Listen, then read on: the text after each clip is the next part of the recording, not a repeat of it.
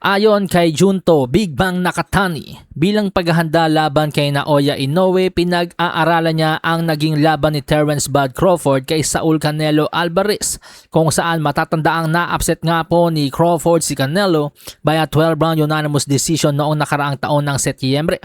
Pero marami ang nagulat sa pagsisiwalat na ito ni Nakatani dahil stylistically, sobrang layo at talagang magkaiba ang estilo ni Canelo at Inoue. Kaya medyo maraming nagtaka bakit gagawing pattern ni Nakatani si Canelo bilang Naoya Inoue. Si Canelo ay may matibay na panga, mahusay na head movement, magandang dumepensa, subalit medyo mabagal ang kanyang footwork. Sa kabilang banda, si Naoya Inoue naman ay maikukumpara ang panga kay Juan Manuel Marquez. Bagamat maaari mong ma-knockdown pero napakahirap tapusin sa laban. Di hamak na sobrang bilis ng footwork, reflexes, magaling mag-counter at one of the best finishers in the game, si The Monster. Kaya kang dominahin ni Inoue sa puntusan or sabayan. Hindi katulad ni Canelo na kapag mahusay sa distansya ang nakalaban ay madali siyang natatalo. Tulad na lamang sa naging laban niya kina Dimitri Bivol, Floyd Mayweather at Terence Crawford.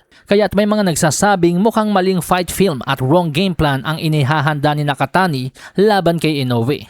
Ang naging estilo ni Crawford sa naging laban kay Canelo ay pasensyoso itong nag-abang kay Canelo upang mag-counter at hindi nagpapalamang sa sabayan. Pilit niyang ini-impress ang mga hurado every time na magkakaroon sila ng sabayan ni Canelo at ipinaramdam niya kay Canelo na siya ang boss sa kanilang dalawa.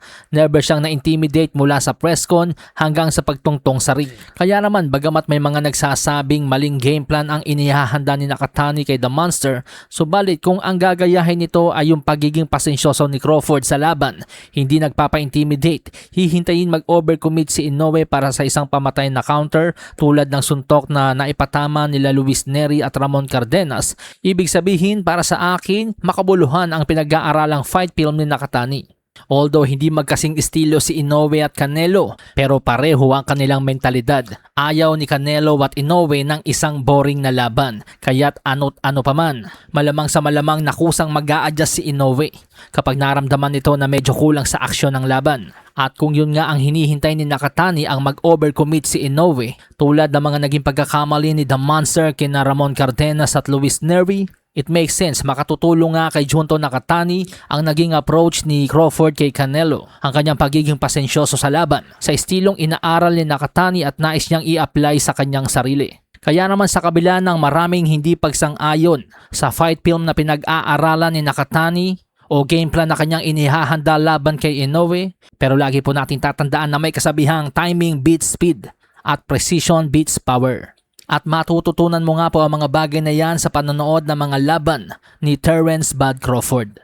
Malasahin ang baraha, patunayan mo sa'kin ha. Sino man ang mabunot na kalaban, di ka tatakbo ha. Sabayan ko sa bayan, papalag ako para sa bayan.